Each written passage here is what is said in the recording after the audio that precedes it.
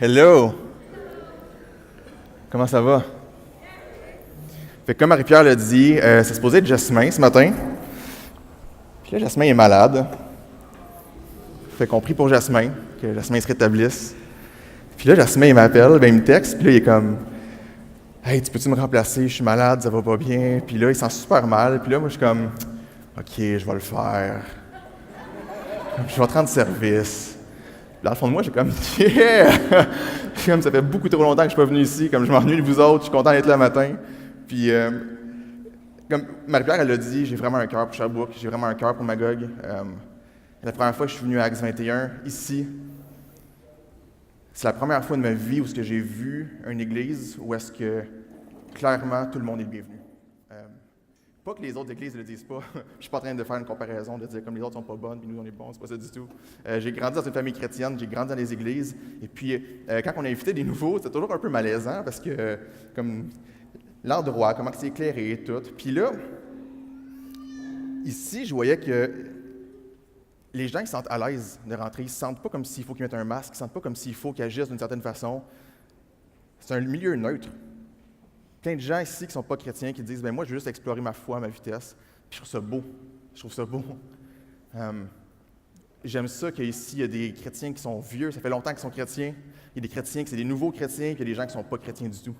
Fait que ce matin, peu importe qui vous êtes, peu importe dans quelle catégorie vous vous situez, ce matin, le message est pour vous. Puis même que, je vais dire ça comme ça, comme ironiquement, ce matin, le message est pour vous. Ironiquement, parce que ce matin, le texte qu'on va lire ensemble, c'est une conversation entre Jésus. Donc, Jésus, on croit que c'est le Fils de Dieu. Donc, on croit qu'il y a Dieu, le Père, le Fils, le Saint-Esprit, que c'est tous le même Dieu, mais ils ont des rôles différents. Puis là, c'est Jésus, donc Dieu fait homme, qui a une conversation avec un autre homme. Puis l'autre homme, c'est Nicodème. Nicodème, c'est un pharisien, c'est un chef des Juifs. Jésus, il l'appelle l'enseignant d'Israël. Et puis, le gars, c'est un religieux comme dur, là. Vraiment un vrai religieux. Fait que là, si vous êtes ici ce matin, vous dites, là, c'est une conversation entre Jésus et un religieux, puis moi, je suis pas chrétien, je suis même pas sûr que je crois en Dieu, fait que c'est pas pour moi. Mais en fait, non. C'est exactement pour vous aussi. Je m'explique.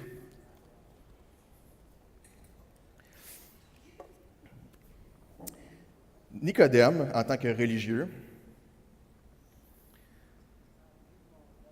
ce qu'il veut vraiment, ce qu'il désire, il passe sa vie à étudier la loi de Dieu, puis il met toute son énergie, toute sa force, toute sa vie à respecter la loi parfaitement. Puis ça, c'est comme un peu son ticket d'entrée pour être accepté par Dieu.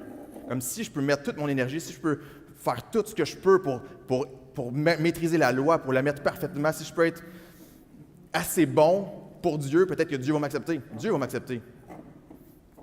Puis ça, c'était vrai dans le temps, mais c'est vrai encore aujourd'hui. C'est quelqu'un qui est religieux aujourd'hui a la même mentalité. Quelqu'un qui va dire, oui, je veux travailler assez fort parce que je veux gagner mon ciel. On entend ça souvent au Québec. Ah oui, je vais gagner mon ciel. Puis là, il y en a d'autres qui disent, moi, comme je suis pas chrétien, je crois pas en Dieu. Moi, ce que je crois, je suis ici ce matin, mais ce que je crois, c'est je crois à ce que je vois, je crois à ce que je peux toucher, ce que je peux sentir, calculer, mesurer. Fait que je crois à ce qui est ici. Fait que Dieu, comme, tu sais. Puis souvent, ce qui revient avec les Québécois, en général, c'est qu'ils vont dire comme Dieu, je ne crois pas à ça, mais je crois qu'il y a quand même quelque chose. Je crois qu'il y a quelque chose au-dessus. Je crois qu'il doit y avoir une force supérieure. Je crois à une énergie supérieure, mais Dieu, comme, non. Puis ça, c'est drôle parce que, comme quand un chrétien il dit « moi, je crois en Dieu », comme on n'est pas en train de dire comme c'est son petit nom, là. C'est pas comme « Monsieur Dieu », tu sais. C'est pas ça. On croit en Dieu, c'est un titre qui veut dire un être supérieur, cette énergie supérieure-là qui règne sur toute chose. Fait que finalement, on croit pas mal à la même chose. C'est juste que nous, on le titre de Dieu, puis on croit que c'est le Dieu que la Bible nous parle. Fait que là où ça vient se rejoindre avec le religieux, là, je m'en vais là, c'est que peu importe ce qu'on dit, à un moment donné, un moment ou un autre de notre vie, quand on fait face à la mort, on se met à dire des choses puis à agir de façon où il y a quelque chose qui révèle que dans notre cœur, on a cette pensée-là de l'éternité. On croit qu'il y a quelque chose de plus. Fait que s'il y a quelqu'un qui meurt dans notre famille ou les amis, ou si on va dans des funéraires, souvent, ce qui revient, ce que les gens disent ou ce qu'on se fait dire tout le temps, au moins il est dans un meilleur endroit. Chrétien, pas chrétien, il est dans un meilleur endroit. C'était une bonne personne, il est dans un meilleur endroit. Puis à travers ces deux petites phrases-là, c'est lourd de sens en arrière. Il y a comme une grosse philosophie en arrière de ça ça dévoile que ce qu'on croit finalement, c'est qu'il n'y a pas juste ce qui est ici, ce qui est matériel, ce qui est tangible, ce que je peux calculer. Il doit y avoir plus que ça. Quand je suis confronté à la mort, c'est plus fort que moi, c'est là. Ça dévoile aussi que je crois qu'il y a une meilleure place. Puis s'il y a une meilleure place, il doit aussi avoir une pire place. Puis ça dévoile aussi autre chose. Ça dévoile que quand que je dis c'est une bonne personne, il est dans un meilleur endroit, ça dévoile que ce que je crois vraiment, c'est que tu peux être assez bon pour aller dans la bonne place. Puis ça, c'est exactement la même mentalité qu'un religieux. Le religieux, il est comme, oui, je vais travailler assez fort, je vais être assez bon, je vais être assez une bonne personne pour aller dans le bon endroit. Puis le Québécois qui dit, je ne crois pas en Dieu, mais je crois que finalement, tu peux être assez une bonne personne pour aller dans la bonne place.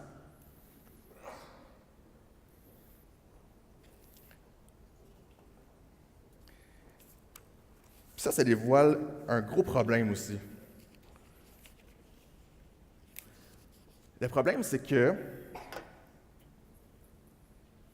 quand on dit c'est une bonne personne, il est dans une bonne place, on est en train de déclarer que, selon mes critères, cette personne-là était suffisamment bonne pour aller là.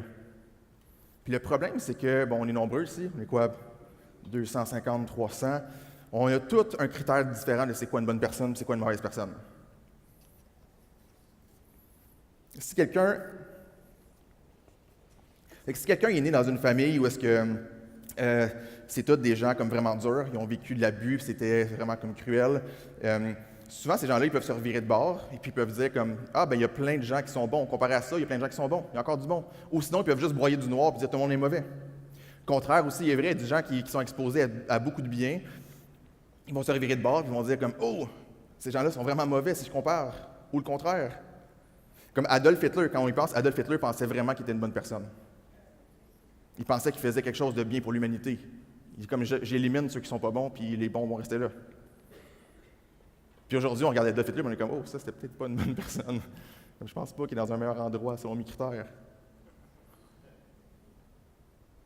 Fait que tout ça m'amène à dire que s'il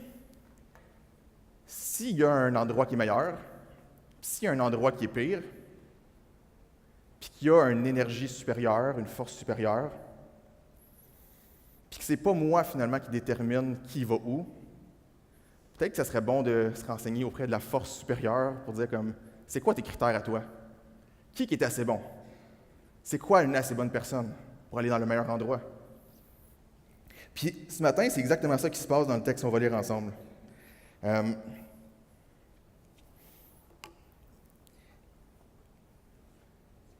Ce matin, c'est Jésus qui s'adresse à un pharisien. Nicodème, humainement parlant, si on le compare à d'autres personnes, c'est une assez bonne personne. Fait que là, ils jasent ensemble, et puis on va lire tout de suite. Fait que ce matin, c'est comme c'est un gros texte, OK? C'est long. J'ai essayé d'éliminer comme le moins important. Puis on va lire ça ensemble, je vais expliquer, puis on va revenir là-dessus. Donc, sans plus tarder, on commence. Sans plus tarder, on commence. Or, il y avait parmi les pharisiens un homme du nom de Nicodème, un chef des Juifs. Il vint de nuit trouver Jésus et lui dit « Maître, nous savons que tu es un enseignant envoyé de Dieu, car personne ne peut faire les signes miraculeux que tu fais si Dieu n'est pas avec lui. » Fait que là, Nicodème, il va vers Jésus, puis il dit « Peu importe ce qu'on dit, peu importe ce que les pharisiens t'aiment ou t'aiment pas, la vérité, c'est qu'avec tous les signes que tu fais, tu viens de Dieu. » Puis il va jusqu'à dire, comme il appelle Maître, puis il va jusqu'à lui dire « Tu es un enseignant envoyé par Dieu. » Puis là, à partir du moment où ce que Nicodème dit ça à Jésus, Jésus saisit l'occasion puis il commence à enseigner. L'enseignement le plus important que Nicodème aura jamais entendu. Jésus lui répond, en vérité, ça on va le voir plein de fois dans le texte. Quand Jésus il répète en vérité, c'est comme, ce que je dis c'est vrai, c'est vraiment vrai, écoute, c'est important. Je te le dis, à moins de naître de nouveau, personne ne peut voir le royaume de Dieu.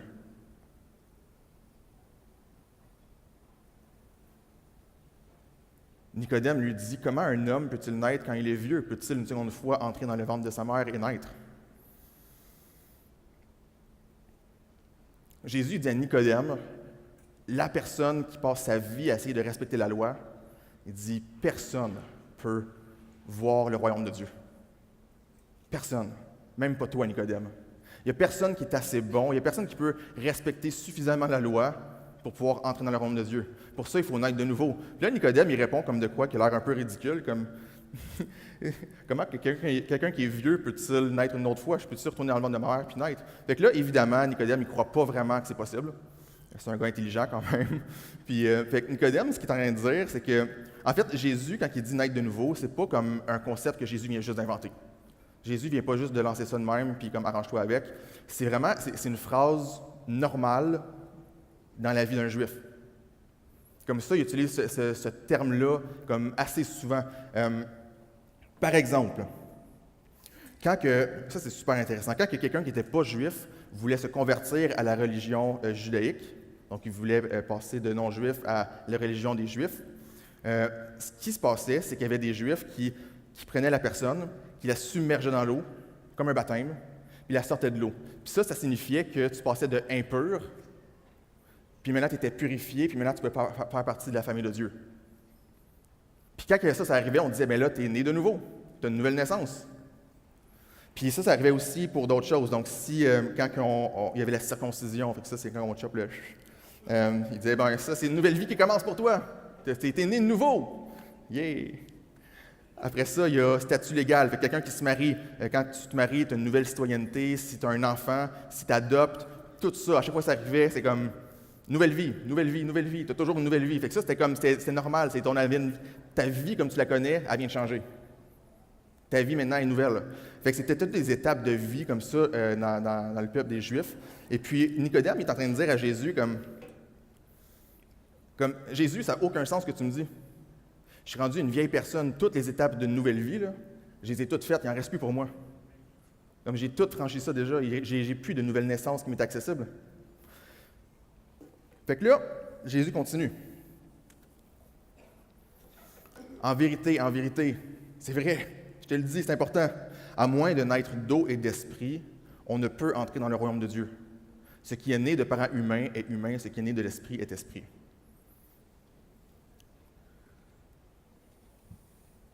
Là, ce qui se passe, c'est que Jésus, il sait c'est qui Nicodème. Il sait que Nicodème, il passe sa vie à étudier la parole de Dieu. Puis Jésus, il parle à Nicodème, puis il se met à citer des phrases de la Bible. Là, c'est exactement ce qu'il fait. Donc là, Jésus, il cite une parole du prophète Ézéchiel. Fait que nous, on lit ça, puis on est comme, c'est bizarre, je comprends pas trop. Mais Nicodème, lui, il a un bagage d'informations qui vient. Fait que ça, on va aller voir ça tantôt. Mais ça, Jésus, il dit, Nicodème, tu veux avoir le meilleur endroit? Tu veux te rendre là, dans le meilleur endroit? Il n'y a personne qui peut être assez bon pour y aller. Mais si tu veux y aller, ce que tu as besoin, c'est ça. Il faut que tu naisses d'eau et d'esprit. Puis là, Nicodème, là, il entend comme un paquet d'informations avec ça, il répond, comment cela peut-il se faire? Comment ça se peut? Comme je veux ça. Si ça me prend ça pour aller là, comme je veux ça. Puis là, Jésus, il ne répond pas tout de suite. Il saisit l'occasion, puis il commence un petit peu à narguer Nicodème. Il dit, Jésus il dit, tu es l'enseignant d'Israël et tu ne sais pas cela. En vérité, je te le dis, nous disons ce que nous savons et nous rendons témoignage de ce que nous avons vu. Et vous ne recevez pas notre témoignage. Si vous ne croyez pas quand je vous parle des réalités terrestres, comment pourrez-vous me croire si je vous parle des réalités célestes? Personne n'est monté au ciel, sinon celui qui est descendu du ciel, le Fils de l'homme. Et là, Jésus dit à Nicodème, il dit quoi? Il dit, c'est toi qui as la responsabilité de diriger le peuple d'Israël vers Dieu, puis tu ne sais pas ça, tu ne sais pas comment aller là. Là, j'ai dit, c'est normal. C'est normal parce que toi, tu es ici. Tu es né de parents humains. Tout ce que tu connais, c'est ce qui est ici, c'est ce que tu peux voir, toucher, sentir, calculer, mesurer. Puis tu rends témoignage de ce que tu connais. Tout ce que tu connais, c'est ça. Fait que tu peux parler de ça. C'est sûr que tu ne peux pas parler des réalités célestes. La seule personne, il y a une seule personne qui peut parler des réalités célestes, c'est celui qui est descendu de là, le Fils de l'homme. Là, le Fils de l'homme, c'est quoi le Fils de l'homme? Fils de l'homme, Messie, Sauveur, c'est toute la même chose. Un Juif entend ça, c'est tout relié ensemble. L'idée, c'est que depuis l'Ancien Testament, Dieu avait promis au peuple d'Israël un Sauveur. Et puis, à l'époque de Jésus, les gens s'attendaient à ce que Dieu, mais qui envoie le Sauveur, ça va Le Sauveur va les sauver d'une situation présente, physique et terrestre. Probablement des Romains, parce que les Romains, ils dominaient sur le peuple juif, puis là, ils se disaient, ben c'est impossible, on est le peuple de Dieu, ça ne peut pas arriver. Fait que même que le Sauveur arrive, le Sauveur va nous délivrer des Romains, puis là, on va être la puissance mondiale, je ne sais pas. Fait que Jésus, il dit comme, la seule personne qui peut vous rendre dans le meilleur endroit, c'est la personne qui vient du meilleur endroit. Donc Jésus, il parle pas d'un royaume terrestre, mais d'un royaume spirituel. Il dit, c'est juste celui qui a l'esprit, qui est né d'esprit, qui peut te parler des choses qui sont nées d'esprit. Puis la seule personne qui a ces critères-là, la seule personne qui a accès au meilleur endroit, c'est le Fils de l'homme. Puis tout de suite après ça, Jésus, il dit, puis moi, quand je vous parle des réalités célestes, vous n'allez pas me croire. Fait que de manière indirecte, Jésus est en train de dire, c'est moi le Sauveur. C'est moi le Sauveur, c'est moi le seul qui a accès au meilleur endroit. Je suis le seul.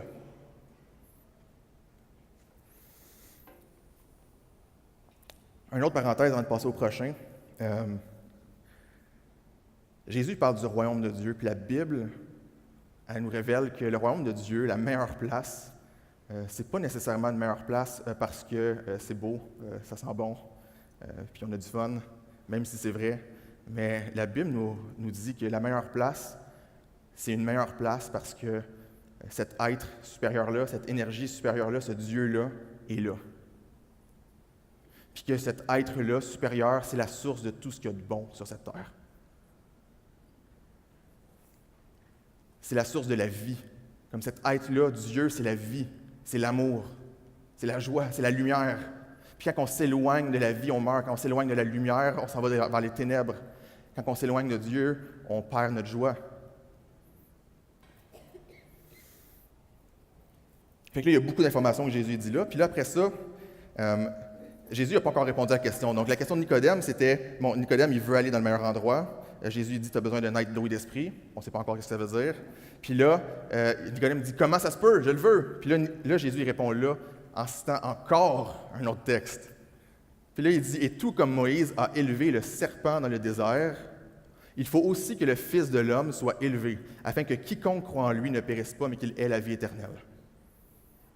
En effet, Dieu a tant aimé le monde qu'il a donné son Fils unique, afin que quiconque croit en lui ne périsse pas, mais ait la vie éternelle. On ne comprend rien. Serpent dans le désert, élevé, c'est correct, on continue. En effet, Dieu n'a pas envoyé son Fils dans le monde pour juger le monde, mais pour que le monde soit sauvé par lui. Jésus dit Nicodème, dit, Dieu n'a pas envoyé le Sauveur pour juger le monde, pour juger les Romains. Comme Dieu a envoyé le Fils sur la terre pour sauver tout le monde. Celui qui croit en lui n'est pas jugé, mais celui qui ne croit pas est déjà jugé parce qu'il n'a pas cru au nom du Fils unique de Dieu. Voici quel est ce jugement. La lumière est venue dans le monde et les hommes ont préféré les ténèbres à la lumière parce que leur manière d'agir était mauvaise.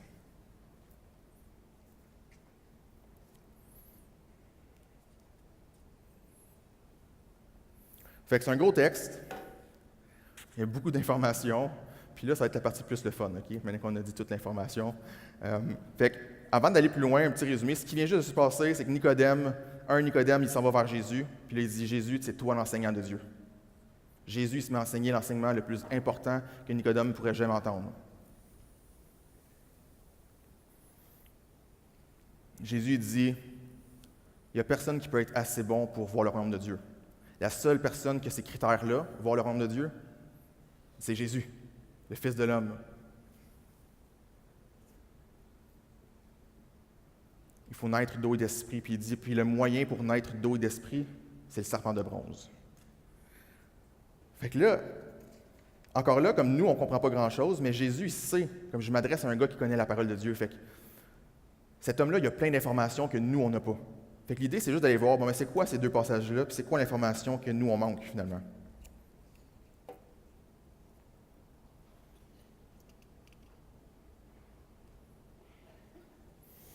Fait que le premier texte, c'est le prophète Ézéchiel. Puis ça arrive dans un contexte vraiment particulier. Ce contexte-là, c'est que le peuple de Dieu, dans le temps d'Ézéchiel, se détourne constamment de Dieu.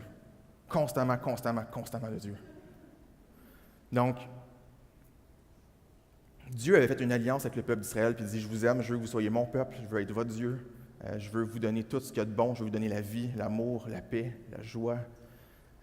Puis le problème, c'est que le peuple veut rien savoir de Dieu, puis constamment, le peuple se détourne de Dieu. Constamment. Et puis, le peuple se détourne vers d'autres choses, et puis, quand il s'éloigne de Dieu, il meurt. Il se dirige vers la mort. Et puis, Dieu, il décide d'amener un jugement sur le peuple d'Israël. Fait que ce que Dieu il fait, il dit, il envoie le prophète Ézéchiel, puis Ézéchiel il prophétise, il dit, ce qui va arriver, c'est qu'il y a plein de nations autour qui vont arriver vers vous, puis il va y avoir une guerre.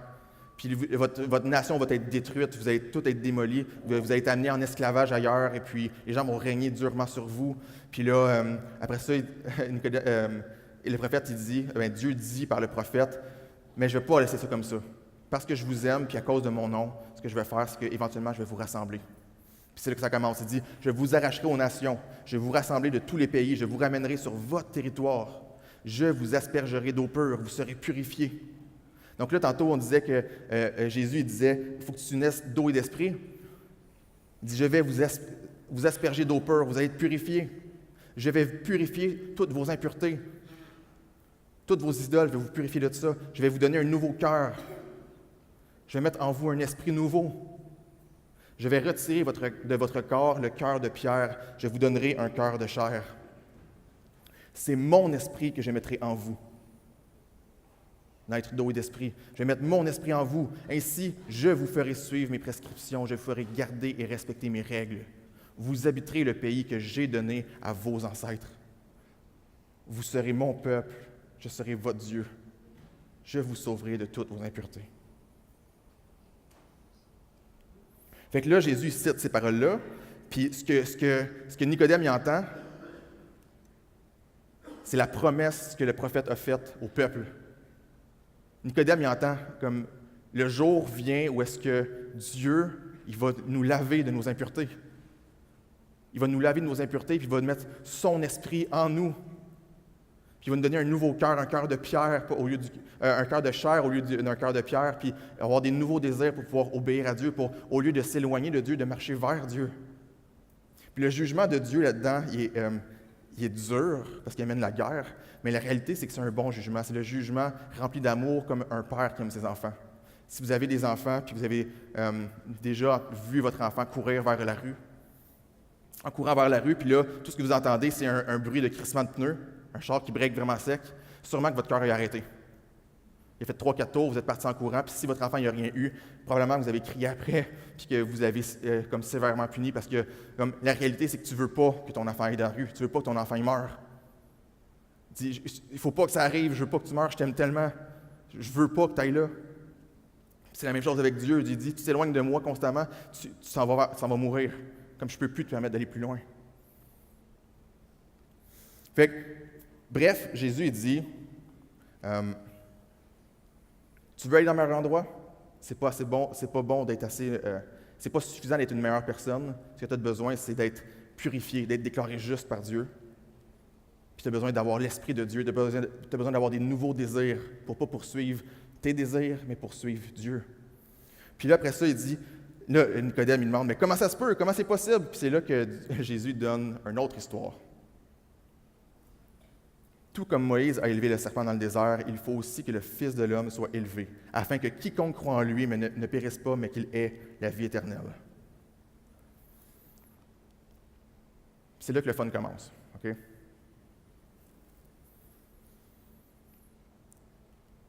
Ça, dans le contexte où est-ce que ça se passe, c'est que le peuple juif était sous l'esclavage en Égypte. Il était traité vraiment, vraiment durement. Puis Dieu ne veut pas ça pour son peuple. Donc, ce que Dieu fait, il dit, je vais vous libérer de l'esclavage. Je vais vous libérer de l'esclavage, puis non seulement je vais vous libérer de l'esclavage, mais je vous promets de vous emmener dans un endroit meilleur. Un pays où coule le lait et le miel. Il dit, je vous prends de l'esclavage, puis je vous envoie dans un endroit meilleur. Donc, Dieu envoie Moïse pour aller chercher le peuple, et puis que Moïse dirige le peuple vers la meilleure place. Le hic là-dedans, comme la chose qui est plate là-dedans, c'est que pour partir de l'esclavage puis se rendre dans la meilleure place, il faut traverser un désert. Puis la ride n'est pas le fun. Fait que là, c'est pas l'Hôtel Delta, c'est pas le Times, c'est inconfortable au bout. Fait que là, le peuple se met à chialer. Le peuple s'impatienta en route et parla contre Dieu et contre Moïse. Pourquoi nous avez-vous fait quitter l'Égypte si c'est pour que nous mourions dans le désert? En effet, il n'y a ni pain ni eau et nous sommes dégoûtés de cette misérable nourriture.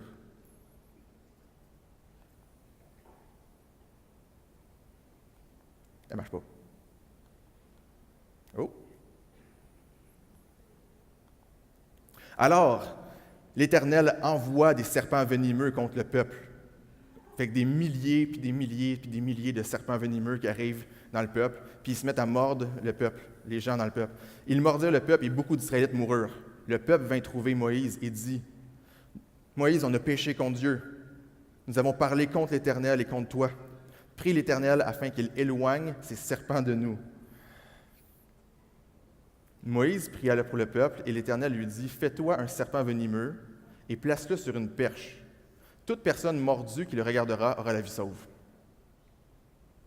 Moïse fit un serpent en bronze, le plaça sur une perche. Toute personne qui avait été mordue par un serpent et regardait le serpent en bronze avait la vie sauve. Ça vous a aidé? Vous avez compris maintenant? C'est bon? On peut passer à autre chose.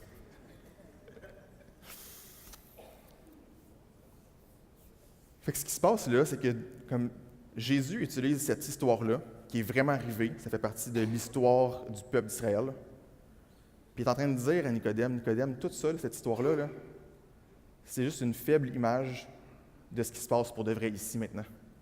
C'est une faible image de notre réalité.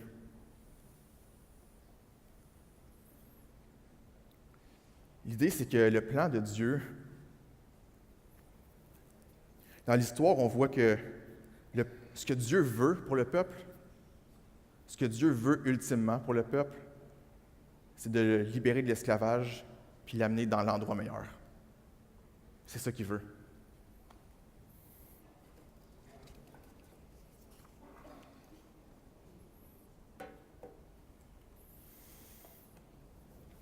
Excuse-moi, avant d'aller là, il y a plein de choses bizarres là-dedans. Une des premières choses qui est vraiment bizarre, c'est que, c'est ça, Dieu veut les délivrer. À partir du moment où le peuple s'en va voir Moïse et dit « on a péché », comme Dieu aurait pu juste claquer des doigts, puis le peuple aurait pu être guéri. C'est Dieu, il peut faire ce qu'il veut, n'est-ce pas? Mais Dieu, il choisit de ne pas faire ça. Parce que Dieu a décidé qu'on ne serait pas des robots, qu'on a le choix de faire ce qu'on veut. Fait que Dieu, il dit, tu as choisi de te détourner de moi. Ben moi, voici, je vais te sauver, je vais mettre un moyen pour toi. Fait qu'il demande à Moïse, fais un serpent en bronze, qui est vraiment bizarre, dit, élève-le. Puis, si tu veux vivre, comme tu as le choix. En ce moment, tu es mordu, tu as désobéi, tu as mordu, tu es en train de mourir. C'est une question de temps, tu vas mourir. Mais si tu veux vivre, tu as le choix. Tu regardes le serpent que Moïse a fabriqué, tu vas vivre. Fait que tu as le choix. Tu regardes ou tu ne regardes pas, tu meurs ou tu vis. L'autre chose là-dedans, c'est que, pourquoi est-ce que Dieu a demandé à Moïse de faire un serpent? Dans toute la Bible, le serpent, c'est le symbole de la malédiction. Comme au début, quand vous irez lire la Genèse, c'est super intéressant. Au début, Dieu dit que le serpent, c'est l'animal le plus beau qu'il n'y avait pas. Et puis là, il s'est passé quelque chose, et puis Dieu a maudit le serpent, puis il a dit, maintenant, tu vas passer de la plus belle créature à l'animal qui va ramper à terre dans la poussière. Puis là, comme Dieu envoie la malédiction sur le peuple, la malédiction, évidemment, c'est des serpents, ça fait du sens. Puis là, il dit, le moyen pour que vous soyez sauvés, c'est de regarder un autre serpent venimeux. Pourquoi pas un chaton? C'est vrai! Un serpent venimeux. Bon, vous allez dire peut-être qu'il n'y a pas de chat là-bas. Non, en Égypte, il y avait des chats. Fait que c'est vraiment mystérieux. Puis le plus mystérieux dans tout ça, c'est qu'après ça, Jésus il dit,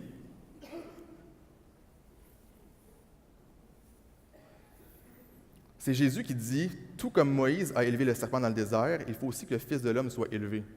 Comme Jésus, il a dit à Nicodème tantôt, la seule personne qui remplit les critères, la seule personne qui est pure, la seule personne qui a l'Esprit de Dieu, la seule personne qui respecte la loi parfaitement, vraiment, la seule personne qui a accès à la meilleure place, Il dit, c'est moi. Puis là, Jésus se compare au serpent venimeux, le symbole de la malédiction. C'est vraiment bizarre, puis c'est pas tout. Comme Jésus dit, il faut que le Fils de l'homme, donc le Sauveur, soit élevé. Puis nous, on pense, élevé, c'est bon. T'sais. Comme quelqu'un qui travaille, il a une promotion, il a été élevé dans la compagnie, c'est bon. Quand on élève quelqu'un, on le met sur un piédestal, c'est comme c'est bon. Mais quand un Juif entend il faut qu'il soit élevé, c'est comme il faut qu'il meure. Fait que ça, c'est pas bon. Fait que là, puis juste pour vous montrer ça, comme dans Jean encore, un petit peu plus loin, c'est le même auteur, c'est Jean, c'est le même Jésus, c'est encore le peuple juif. Jésus dit la même chose, il dit au peuple juif, il faut que le Fils de l'homme soit élevé. Puis le peuple répond, nous avons appris par la loi que le Messie vivra éternellement. Comment peux-tu donc dire, il faut que le Fils de l'homme soit élevé? Qui est ce Fils de l'homme? Il dit, on a vu dans la loi qu'il est supposé vivre pour toujours. Puis toi, tu dis qu'il faut qu'il meure, ça fait aucun sens. Comme, est-ce que le Fils de l'homme que tu dis, c'est le Sauveur? Fait qu'il y a cette conception-là, puis... Fait que là, Nicodème, il entend toute l'information, puis comme... Je fais quoi avec ça? C'est comme... Il faut qu'il meure. Puis la réalité dans tout ça, c'est que Jésus est en train de dire à Nicodème, toute cette histoire-là, ça pointe vers moi. Toute cette histoire-là pointe vers moi. Comme Nicodème, si tu veux naître d'eau et d'esprit, si tu veux être purifié, déclaré saint, pur, si tu veux avoir l'Esprit de Dieu en toi, si tu veux avoir des nouveaux désirs, si tu veux vivre éternellement pour avoir accès à la meilleure place, voici la solution, voici ce que ça coûte.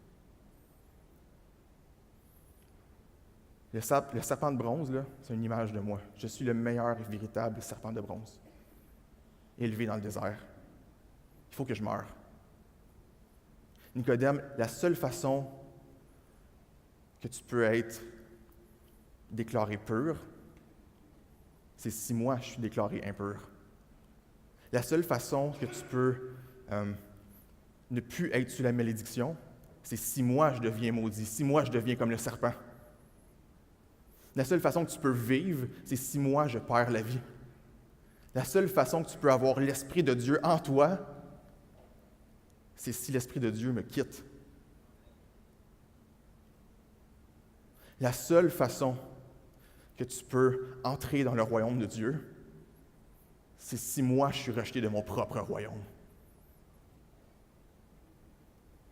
La seule raison que tu peux ne plus être esclave, la seule raison que je peux te libérer de l'esclavage, c'est si moi, je deviens esclave. Puis à la fin de la vie de Jésus, on voit Jésus qui devient esclave. Il est dans le jardin de Gethsémani, puis il se fait arrêter, il se fait enchaîner, il se fait battre, puis on l'oblige de prendre sa croix puis de l'amener vers sa mort. Jésus dit, Nicodème, je vais devenir esclave pour que toi, tu ne sois plus esclave.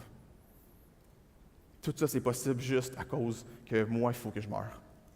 C'est ça la solution, il n'y en a pas d'autre. Puis moi, je suis venu ici, pas pour condamner les gens. Je suis venu pour que moi, je sois condamné à votre place. Dis Nicodème, tu comprends-tu? La seule façon que tu peux aller dans le meilleur endroit, c'est pas en étant une meilleure personne. C'est si toi et moi, on change de place.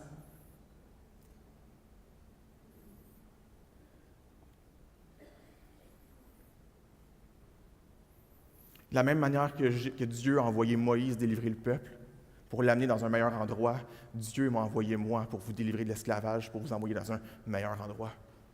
Puis l'esclavage, ce n'est pas un esclavage physique que tu peux toucher, que tu peux voir, que tu peux calculer.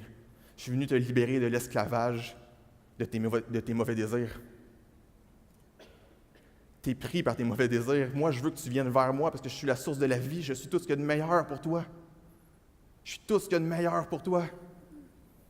Mais toi, tu es prisonnier de tes mauvais désirs puis tu t'en vas toujours loin de moi.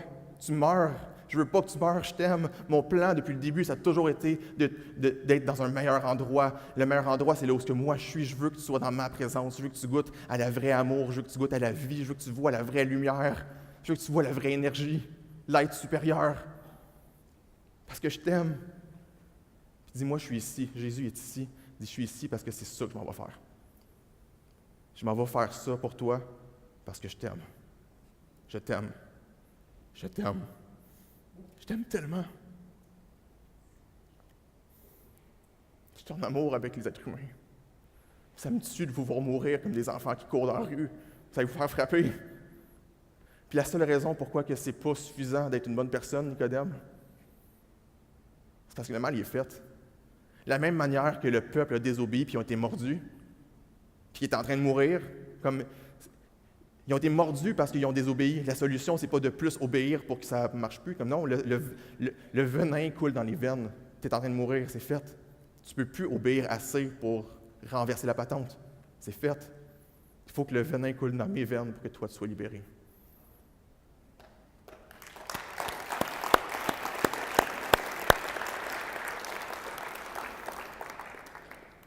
Je vais inviter les musiciens à venir me rejoindre. Je ne sais pas si vous vous rappelez, il y a quelques semaines, Phil, il faisait la différence entre c'est quoi que Jésus veut, comme est-ce que Jésus veut un fan ou des disciples. Vous vous souvenez de ça? Puis Phil, il disait comme, la différence entre les deux, c'est qu'il y en a un qui est comme « Oui, Jésus », puis il y en a l'autre qui bâtit sa vie autour de Jésus. Jésus, il veut être ton centre de gravité. Jésus, il veut que toute ta vie tourne autour de lui. Jésus, il veut que tu bâtisses ta vie autour de lui. Puis ça, en passant, ça, c'est l'adoration. Yes. Quand tu bâtis ta vie autour de quelque chose, c'est que tu es en train d'adorer cette chose-là. Puis on le fait tout. La réalité, c'est qu'on adore l'argent trop souvent. On bâtit notre vie autour de ça. On adore l'approbation des autres. On fait tout pour que les gens nous donnent l'approbation. Des fois, on le fait avec la sexualité. Des fois, on le fait avec tout, avec la famille. Comme des choses qui sont bonnes, mais qui n'ont jamais été conçues pour nous remplir, pour nous combler. Puis Dieu il dit, vous êtes esclaves de ça. Vous êtes esclaves de des choses qui vous tuent. C'est ça que je m'en viens détruire. Comme ce que je veux, c'est je veux devenir le centre de ta vie. Je veux que tu bâtisses ta vie autour de moi.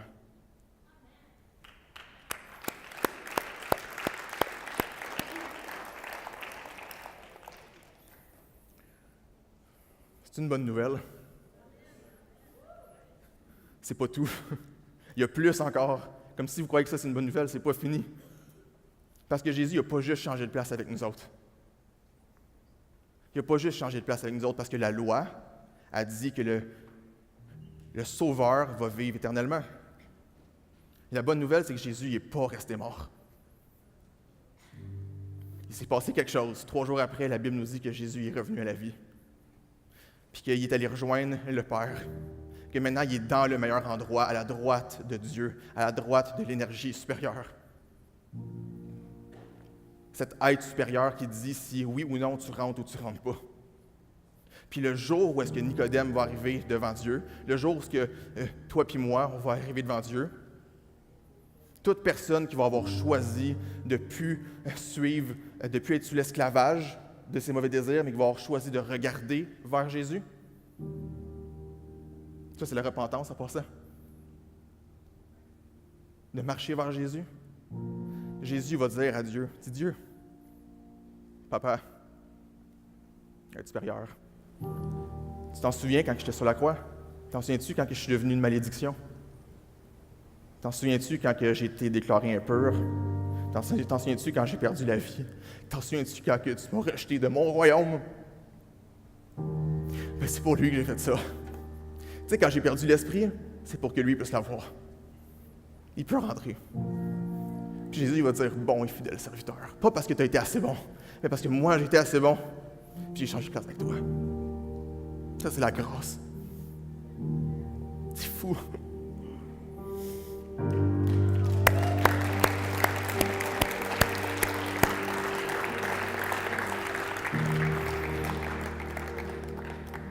Dieu a donné le choix au peuple. Quand ils ont été mordus, il a dit, vous avez le choix. Vous avez le droit de mourir, ou vous avez le droit de regarder le serpent. Dieu nous donne le même choix aujourd'hui. Le mal il est fait. Tu ne peux pas te racheter. Tout ce que tu peux faire, c'est choisir de regarder Jésus. Le fardeau que Nicodème portait, c'est de « il faut que je sois une bonne personne, il faut que je sois assez bon, il faut que je sois assez bon ». Puis Dieu il dit « tu ne peux pas être assez bon ». Ce que je te demande, c'est pas d'être meilleur. Ce que je te demande, c'est de marcher vers moi. Dieu, il y a un verset qui dit qu'on est à l'image de Dieu, qu'on est un reflet de Dieu. Ça, c'est comme un miroir. Quand tu es devant un miroir, le miroir reflète quoi? ta personne. Quand on est devant Dieu, on reflète quoi? Dieu. Dieu, il dit, je veux que tu marches vers moi. Puis quand tu vas, plus que tu vas t'approcher de moi, plus que tu vas me ressembler. Tu ne peux pas essayer d'être meilleur. Tu ne peux pas essayer d'être quelque chose. Tu ne peux pas coller une photo de Dieu sur toi. Ça ne marche pas. Il faut juste que tu t'approches vers moi. Jésus il dit à Nicodème, puis il nous le dit à tous et chacun d'entre nous aujourd'hui, le mal y est fait, on est sous la malédiction, choisissez. J'ai pourvu un moyen. Est-ce que vous choisissez de mourir ou de marcher vers Jésus?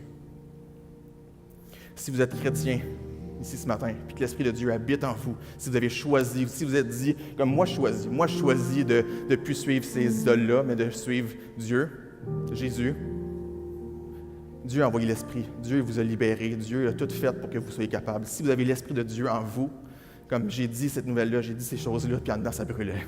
Puis là, en ce moment, ça brûle. Il y a quelque chose qui veut sortir de votre poitrine. C'est l'Esprit de Dieu qui fait comme oui, c'est ça. C'est ça la vraie nouvelle, c'est ça la bonne nouvelle. C'est ça la vérité qui nous affranchit puis qui nous rend libres. Puis ça, c'est de l'adoration. Puis en ce moment, comme là, on va commencer. Là, on va adorer. C'est une occasion où on a le droit, on peut pas juste contenir ça en nous, mais dire comme, OK, là, je lève mes bras, puis là, je dis, Dieu, t'es débile. Dieu, t'es hot. Il n'y a personne comme toi. J'étais condamné, puis maintenant, je suis plus condamné. Ça, c'est une grâce. On va faire ça ensemble. Si vous n'êtes pas chrétien, vous êtes ici ce matin, vous n'êtes pas chrétien, puis vous vous dites, s'il y a un meilleur endroit, s'il y a un pire endroit, puis s'il y a un être supérieur, puis si ce que tu me dis, c'est vrai, ben je le veux. Puis si tu ne te sens pas assez fort pour marcher vers Dieu, fais juste lui dire. Dis-y ce matin. Dis Dieu, si c'est vrai cette patente-là, si c'est vrai que tu existes, si c'est vrai que tu m'aimes à ce point-là, je veux ça. Je veux naître d'eau d'esprit. Je veux être purifié. Je veux avoir ton Esprit Saint. Je veux un nouveau cœur. Je veux des nouveaux désirs. Parce que mes désirs sont horribles, je le sais. Si c'est vrai que tu existes, je le veux. Je veux vouloir te suivre. Pour tous ceux qui ont fait cette prière-là maintenant, je veux prier pour vous. Dieu, merci. Merci pour ton sacrifice parfait. Merci parce que tu es tellement puissant, tu es tellement bon. Esprit Saint, je ne te demande rien de moins de descendre maintenant sur ces gens-là, tout de suite. Descends avec puissance, descends comme une tonne de briques, révèle le Père. Ouvre leur intelligence, ouvre leurs yeux, montre que tu existes, montre que tu les aimes. Purifie-les maintenant. Fortifie-les, brise les chaînes de l'esclavage maintenant, pour que maintenant ils puissent laisser ces choses-là qui les détruisent, puis qu'ils puissent maintenant marcher vers toi qui donne la vie. Dieu, je t'aime.